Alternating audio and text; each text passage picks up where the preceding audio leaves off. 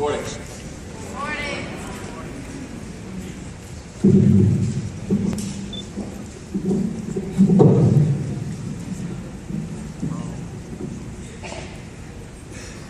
Dr. Sapp, Ms. Williams, Ms. Davis, Mr. Schwartz, faculty, staff, veterans, students, thank you for the opportunity to speak to you today.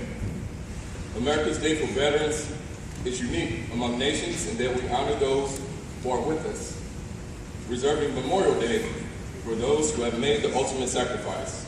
So while we honor fallen heroes and honor the memory of our great leaders, on other days of remembrance, we have an opportunity on this day to pay homage to those who are still with us.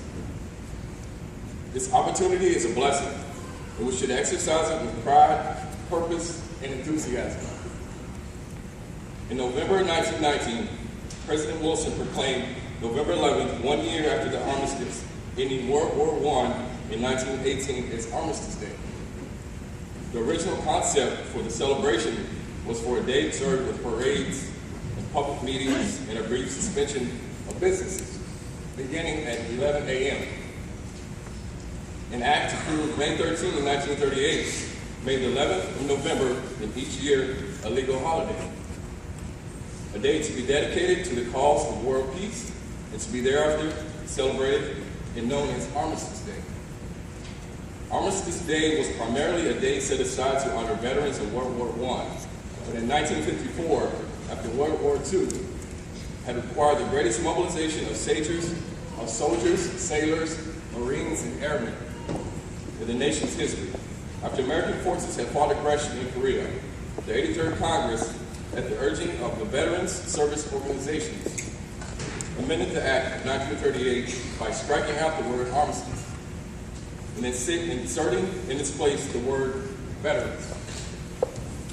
With the approval of this legislation, on June 1st, 1954, November 11th became a day to honor all American veterans who served during wartime and peacetime. I am a veteran, serving 2 tours in Iraq. My great-great-great-grandfather is a veteran serving in the Civil War. My grandfathers are veterans serving in World War II, Korean, and Vietnam Wars. My grandfather, Dr. Henry Baker, served in World War II. He helps with my spiritual strength and never quit attitude. He will tell you he learned during his Army time.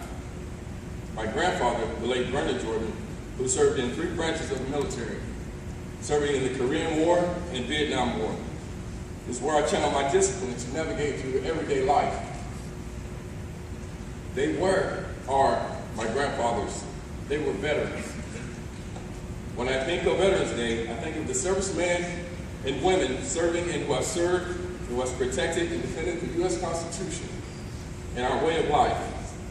I think of how the Army has forced me to unleash my potential to be a better father to my kids and a husband to my wife, and the discipline to serve my community.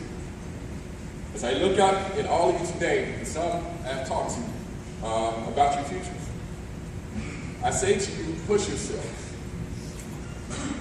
and then push harder to accomplish your goals. Some of you will go to school. Some will go to the workforce. Some of you will become veterans while going to school. Whatever it may be, write down your plan and stick to it. If you think you have what it takes to become a veteran, the first step will be to sign up to take the ASVAB test given here Wednesdays so that you qualify. See Ms. Davis. So when you take the opportunity today to thank a veteran for what he or she has done for us through their military service, take a minute to consider what military service has done for that veteran.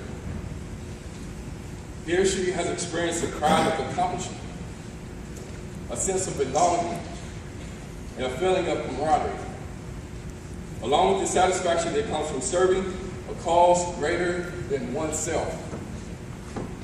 That veteran has learned tangible skills and developed character traits that are just as valuable as their college tuition, home loans, and countless other veterans benefits that's allowed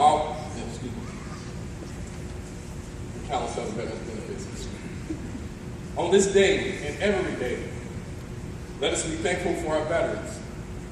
And let us also be thankful for the opportunity to serve in an all-volunteer force. While we have a lot of work to do to address the challenges facing the generation of tomorrow, we can all be proud that the women and men in uniform today are the very best and the very brightest in America, and are responsible for staffing the finest military the United States has produced in its noble history. And for that, we can all be proud to call them our veterans.